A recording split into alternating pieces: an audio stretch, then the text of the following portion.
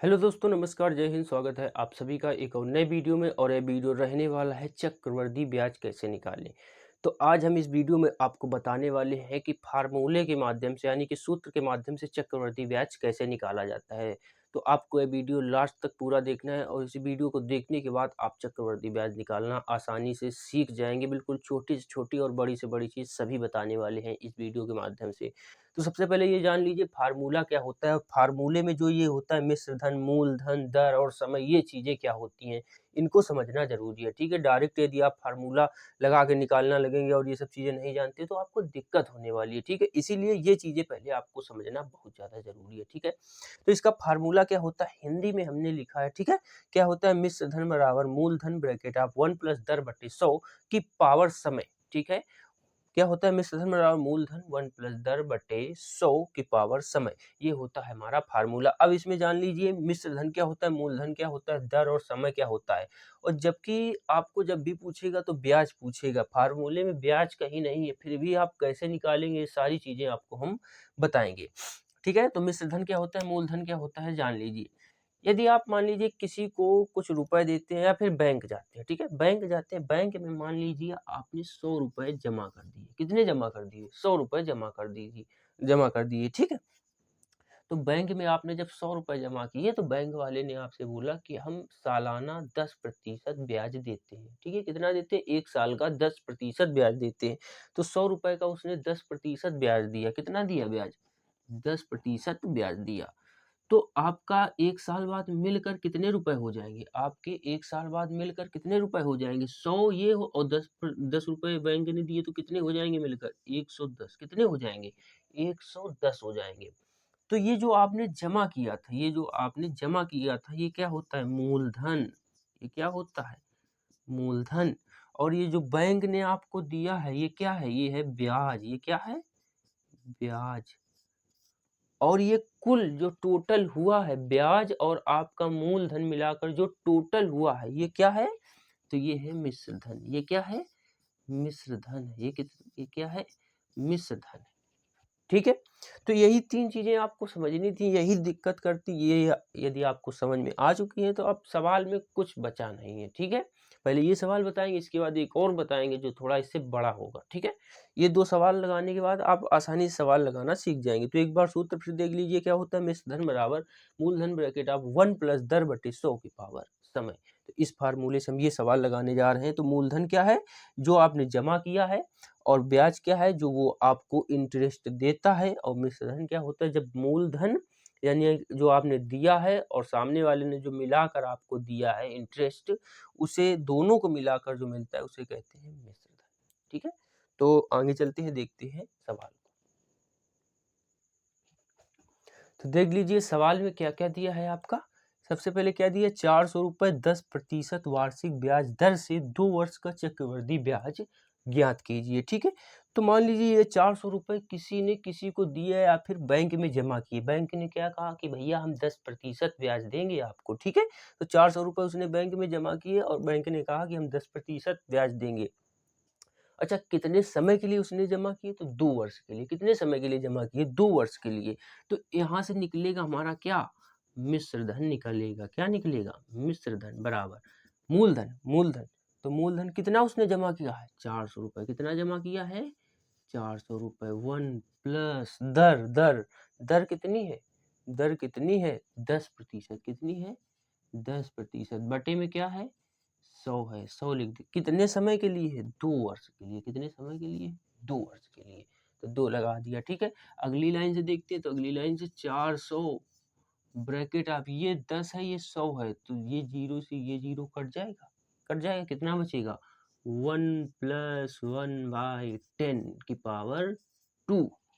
ठीक है, इतनी बात समझ में आई आपको। तो इसे हम क्या लिखेंगे, 400 10 का गुणा 1 में करेंगे तो 10 एकम 10 और 1 11। कितना हो जाएगा, 11/10 की पावर 2। 11/10 की पावर 2। तो आगे क्या लिखेंगे हम इसे, 400 और 11 का स्क्वायर करेंगे तो कितना आएगा, 11 का स्क्वायर करेंगे तो कितना आएगा, 121 बटे 10 का स्क्वायर करेंगे तो कितना आ जाएगा, 100 आ जाएगा। ठीक है, 10 का स्क्वायर करेंगे तो कितना आ जाएगा, 100 आ जाएगा। तो कितना आया, 400 गुणा 121/100। ऊपर 2 जीरो है, नीचे 2 जीरो है, तो 2 जीरो से 2 जीरो काट दीजिए, कितना बचा, 4 गुणे 121, कितना बचा है, 4 गुणे 121। अब इसमें 4 का गुणा करा दीजिए, 4 एकम 4, 4 दूनी 8, 4 एकम 4। तो टोटल जो आपको बैंक से धनराशि मिली है, यानी कि रुपए मिले हैं, वो कितने मिले, 484। कितने मिले हैं, 484। जबकि आपने जमा कितने किए थे, कितने जमा किए थे, 400 रुपए। तो ब्याज आपको कितना मिला, ब्याज कितना मिला। तो ब्याज निकालने के लिए हम क्या लिखेंगे, ब्याज बराबर, ब्याज बराबर, ब्याज बराबर मिश्र धन माइनस मूलधन। ब्याज निकालने के लिए कौन सा फार्मूला लिखेंगे, ब्याज निकालने के लिए कौन सा फार्मूला लिखेंगे, ब्याज बराबर मिश्र धन माइनस मूलधन। तो मिश्र धन कितना निकल कर आया है, 484। कितना निकल कर आया है, 484 माइनस मूलधन कितना है, 400। कितना है, 400। तो 484 से 400 घटाएंगे तो कितना आएगा, 484 से 400 घटाएंगे तो कितना आ जाएगा, 84 रुपए। देख लीजिए कितना आ जाएगा आपका, 84 रुपए। कितना आएगा, 84 रुपए। 0 से 4 गया तो 4 बचेगा, 8 से 0 जाएगा तो 8 बचेगा, और 4 से 4 जाएगा तो 0, यानी कितना आ जाएगा, 84 आ जाएगा। कितना आ जाएगा, 84 रुपए आ जाएगा। ठीक है, तो पहला सवाल हो गया। दूसरा सवाल देखते हैं। तो अगला सवाल हमने नोट कर लिया। अगला सवाल क्या है, 25,600 पर 6.25% वार्षिक दर पर 2 वर्ष का चक्रवृद्धि ब्याज क्या होगा। ठीक है, तो फार्मूला भी हमने लिख लिया, क्या है, मिश्र धन बराबर मूलधन ब्रैकेट आप 1 प्लस दर बटे 100 की पावर समय। ठीक है, तो उसने कितने जमा किए, 25,600।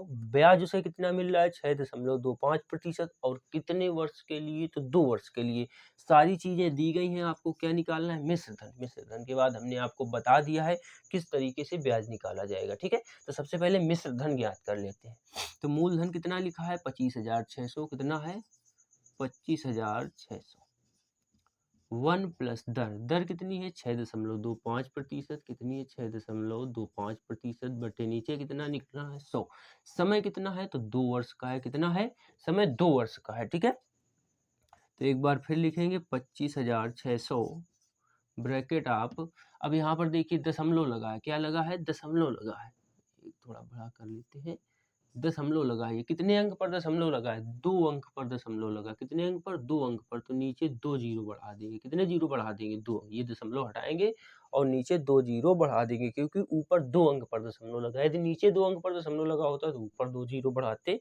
ठीक है, तो ऊपर कितना आ गया, 1 प्लस 625 बटे 10,000। कितना आ जाएगा, 1 प्लस 625 बटे 10,000। अब इसे हम थोड़ा काटेंगे, थोड़ा हल्का करेंगे। ठीक है, 5 से काटिएगा, 5 से काटना है तो 5 एकम 5, 1 बचा, 5 दूना 10, 2 बची और पचम 25। कितना आ गया, 125। नीचे 5 से काटेंगे तो 5 दूना 10, 1 2 3, नीचे 2000 आ गया। ऊपर 125, नीचे 2000।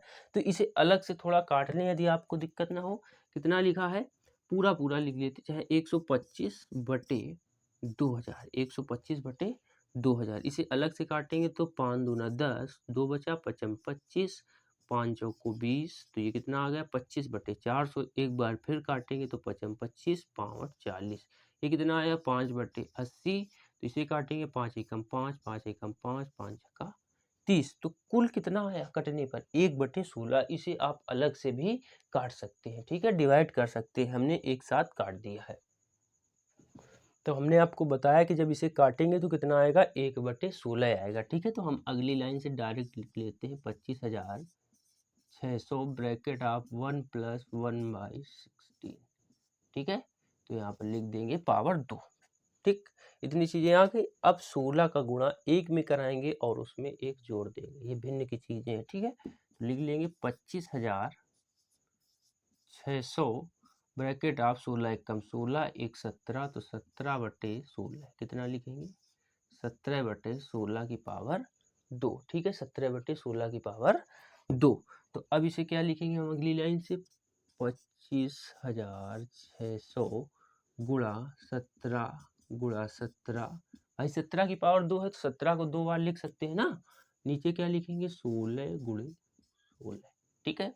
अब 16 से इसे डिवाइड करेंगे और 17 गुणा 17 दो बार कर देंगे, तो इसे दिक्कत ना हो तो इधर लिख लेते हैं, ठीक है।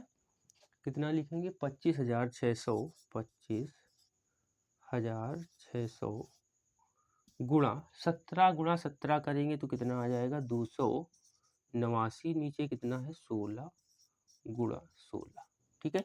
16 से 256 यानी कि 25,600 को काटेंगे तो कितना आएगा 16 एकम 16 और 16 एकम 16 9 बचेगा, 16 छक्का 96, ठीक, कितना आ जाएगा 1600 आ जाएगा। अब इस 16 से इस 1600 काट देंगे तो 16 एकम 16 कितना आ जाएगा 100, तो यहाँ पर आएगा 100 गुणा 289, कितना आ जाएगा 100 गुणा 289, 100 का 289 में गुणा करेंगे तो ये कितना आएगा 28,900, ठीक है। कितना आ गया 28,900, जबकि हमने जमा कितना किया था तो 25,600, तो ब्याज कितना मिला, ब्याज कितना मिला भैया, ब्याज कितना मिला, तो ब्याज निकाल लेते हैं हम, ब्याज निकाल लेते हैं इधर, ब्याज निकालेंगे, है जगह, ठीक है।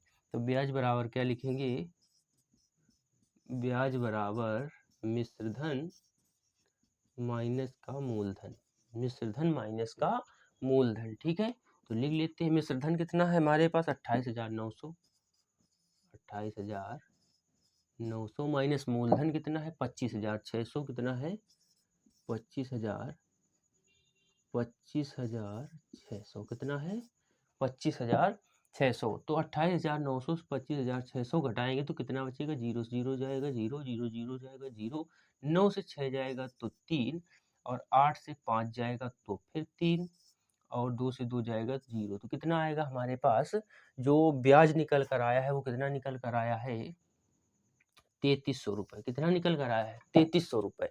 तो देख लीजिए यदि 25,600 रुपये आप 6.25% वार्षिक दर पर 2 वर्ष के लिए किसी को देते हैं तो आपको कितना फायदा होगा 2 वर्ष बाद, 3,300 रुपये का फायदा मिलेगा, ठीक है। तो आशा करते हैं ये चीज़ें आपको समझ में आई होंगी, यदि समझ में आई हैं तो वीडियो को लाइक ज़रूर करें और चैनल को सब्सक्राइब कर जाएं, ताकि आगे भी इसी तरीके के वीडियो आप लोगों के लिए हम ला सकें और आप लोग देख सकें। वीडियो देखने के लिए आप सभी का धन्यवाद।